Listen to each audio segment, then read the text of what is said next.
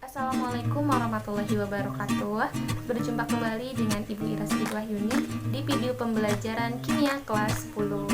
Pada video pembelajaran kali ini, Ibu akan melanjutkan materi dan perubahannya, yaitu pemisahan campuran.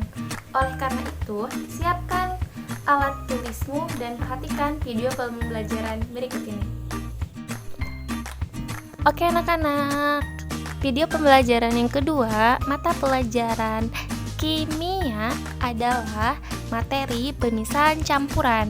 Ini masih kelanjutan materi pada bab pertama ya. Nah, pada pemisahan campuran ini yang harus kita ketahui dari awal itu adalah tentang larutan dan kelarutan. Keduanya ini memiliki pengertian yang berbeda loh. Nah, kita pelajari yuk. Untuk larutan yang pertama nih, larutan itu sendiri merupakan campuran homogen terdiri dari zat pelarut dan zat pelarut. Oke, contohnya nih, ada gula pasir. Ini padatan, jelas dia akan bertindak sebagai zat yang terlarut. Ketika kita tambahkan dengan air teh yang merupakan zat pelarut karena dia merupakan cairan, ketika kita campurkan nih, maka apa yang akan terjadi? Keduanya akan membentuk suatu larutan homogen, yaitu teh manis. Itu larut ya. Jadi paham ya apa itu larutan? Oke, next yang selanjutnya nih, ada yang disebut juga sebagai kelarutan, yaitu kemampuan zat untuk melarutkan. Sip, faktor yang mempengaruhinya ini, ada semakin tinggi suhu dan volume pelarutnya semakin banyak, maka akan semakin banyak zat yang terlarutnya. Gitu. Nah, ini nih poin penting yang akan kita pelajari pada pertemuan ini adalah tentang pemisahan campuran. Nah, anak-anak, perlu kalian ketahui bahwa pemisahan campuran itu dibagi menjadi dua, ada sifat fisika dan sifat kimia. Pemisahan campuran berdasarkan sifat fisika, ada pengayakan, penyaringan, sentrifugasi, kristalisasi, distilasi, kromatografi, dan ekstraksi. Sedangkan pemisahan campuran berdasarkan sifat kimia, ada penjernihan air. Nah, untuk pada video ini akan kita pelajari itu adalah pemisahan campuran berdasarkan sifat fisika nih. Yang pertama ada pengayakan, yaitu pemisahan campuran berdasarkan perbedaan ukuran partikel. Contoh, tukang bangunan menyaring pasir. Oke, misalkan ada campuran pasir dan campuran serpihan batu bata, itu ukurannya berbeda ya. Pasir kita bisa saring menggunakan penyaringan yang ukurannya besar nih, seperti pada gambar, seperti itu.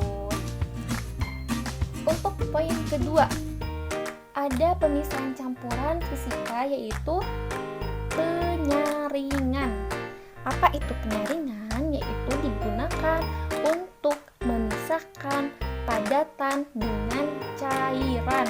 Contohnya apa nih? Ada penyaringan santan. Santan itu kan dari kelapa dengan airnya ya. Nah, bisa kita pisahkan nih ketika campurannya cair dan padat menggunakan alat penyaringan yang lebih kecil ukurannya, berbeda dengan yang pertama yang pengayakannya. Oke, bisa dibedakan ya. Selanjutnya nih, ada pemisahan campuran yang ketiga, yaitu kita bisa lihat dulu nih, ada gambarnya di sini, ada gelas kimia, ada air, kita masukkan kristal garam, kita aduk, kemudian kita saring. Disaring itu menggunakan kertas saring, maka ada yang namanya residu dan filtrat. Residu itu adalah kristal garam yang mengendap, sedangkan filtrat itu adalah air garamnya yang kita saring. Jadi beda ya antara residu dan filtrat. Maka pemisahan ini disebut dengan filtrasi. Oke, poin selanjutnya nih, ada penyaringan yang disebut dengan pemisahan campuran kristalisasi. Nah, kristalisasi digunakan untuk memisahkan zat padat dari zat cair dengan cara penguapan. Oke, ini ada zat padat sama zat cair dipisahinnya dengan penguapan. Contohnya pembuatan garam. Nih, ada contohnya nih. Nah, ini kan ada pembuatan garam dari air laut ya.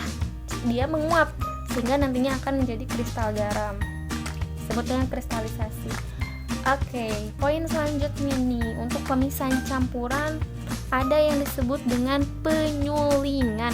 atau bahasa kimianya itu distilasi. Apa itu? Yaitu pemisahan campuran berdasarkan perbedaan titik didih. Ketika ada dua larutan yang bercampur, contohnya air garam dan air laut, kita akan pisahkan nih melalui titik didihnya. Maka bisa kita pisahkan melalui alat destilasi. Biasanya dilakukan di laboratorium ya, tidak bisa secara konvensional. Oke, anak-anak, poin selanjutnya nih.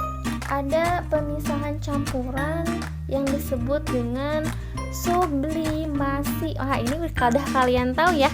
Kalau sublimasi itu ialah pemisahan campuran antara zat yang mudah menyublim dengan zat yang tidak dapat menyublim. Contoh zat yang mudah menyublim apa? Kapur barus, betul, atau kamper. Ada iodin juga nih. Kalian bisa lihat ini warna ungu nih, berarti ini adalah iodin yang kita pisahkan melalui sublimasi karena iod gampang menyublim gitu. Oke, ada poin terakhir nih, pemisahan campuran. Kamu bisa lihat ini ada gambar di sini, ada gelas kimia, ini ada airnya. Kemudian ada dimasukkan sebuah kertas yang telah ditetesi oleh pewarna, maka lama-kelamaan pewarnanya akan naik ke atas dan berbeda nih warnanya. Mengapa demikian?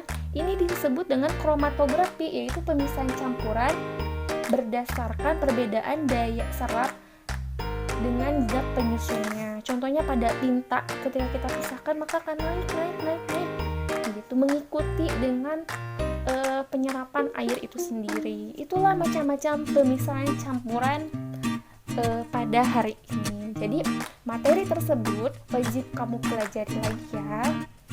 Jadi kalian hari ini bisa mengenal apa itu larutan, kelarutan, dan apa itu pemisahan campuran yang bisa dilakukan secara konvensional maupun dilakukan secara di laboratorium. Terima kasih anak-anak atas perhatiannya. Bagaimana anak-anak? Sudah paham apa itu larutan, kelarutan, dan jenis-jenis pemisahan campuran dalam ilmu kimia? Oke, terima kasih atas perhatiannya, dan jangan lupa like, komentar, and subscribe. Terima kasih. Audio Jungle.